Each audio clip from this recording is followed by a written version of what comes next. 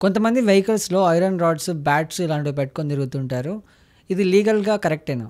చాలామంది వెహికల్స్‌లో bats, cricket bat, hockey bat, iron rods ఇట్లా పెట్టుకొని తిరుగుతుంటారు.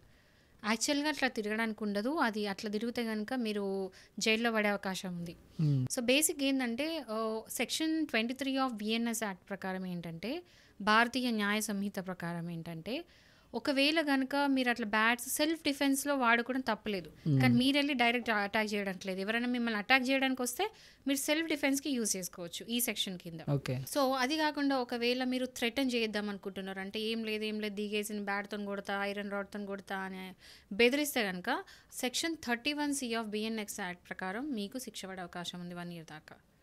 అట్లా థ్రెటన్ చేయొద్దు. హ్మ్. ఈవెన్ 313 అంటే సెక్షన్ 313 కూడా ఏంటంటే కాజింగ్ ఫియర్. అంటే ఎవరికైనా థ్రెటన్ చేసి అట్లా భయపెట్టిస్తే గనుక మీకు బిఎన్ఎస్ కింద మళ్ళీ శిక్ష పడే అవకాశం ఉంది. సో, ఎవరైనా సరే iron rods, cricket bats, hockey bats అట్లా పెట్టుకొని తిరగడానికి లేదు. మీరు అంత తిరగాలనుకుంటే ఇప్పుడు మామూలుగా టూల్ ఉంది కదా! కార్ టూల్స్ ఏమైనా హ్యామర్స్ అలాంటివి యూజ్ చేసుకోవడం బెటర్. లేదు ఒకవేళ సపోజ్ మీకు ఇంకో డౌట్ రావచ్చు ఏంటంటే చాలామంది నిజంగా కూడా క్రికెట్ ఆడడానికి, హాకీ ఆడడానికి వెళ్తూ ఉంటారు. అవును. నిజంగా కూడా ప్లేయర్స్ అయ్యుండి స్పోర్ట్స్‌లో ఉన్న వాళ్ళైతే మరి వాళ్ళు కూడా పెట్టుకోవడం తప్పు కదా అని డౌట్ రావచ్చు. సో, వీళ్ళేంటంటే మాక్సిమం అది వెనకాల పెట్టుకోవడం ఓకే.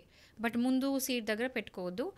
ఒకవేళ అలా పెట్టుకున్నాక కూడా మీరు ఎనఫ్ ప్రూఫ్ ఉండాలి. ఏంటంటే మీరు ఆ స్పోర్ట్స్‌కి సంబంధించిన పర్సన్ అని ఏదో ఒక ప్రూఫ్ క్యారీ చేయాలి. హ్మ్. సో, ఇలా క్యారీ చేస్తే ప్రాబ్లం లేదు. సో, నెక్స్ట్ టైమ్ ఎవరన్నా ఇట్లాంటి బ్యాట్స్ అట్లా పెట్టుకున్నప్పుడు జస్ట్ బీ కేర్‌ఫుల్. వీటికంటే హ్యామర్ బెటర్ అని నా ఫీలింగ్.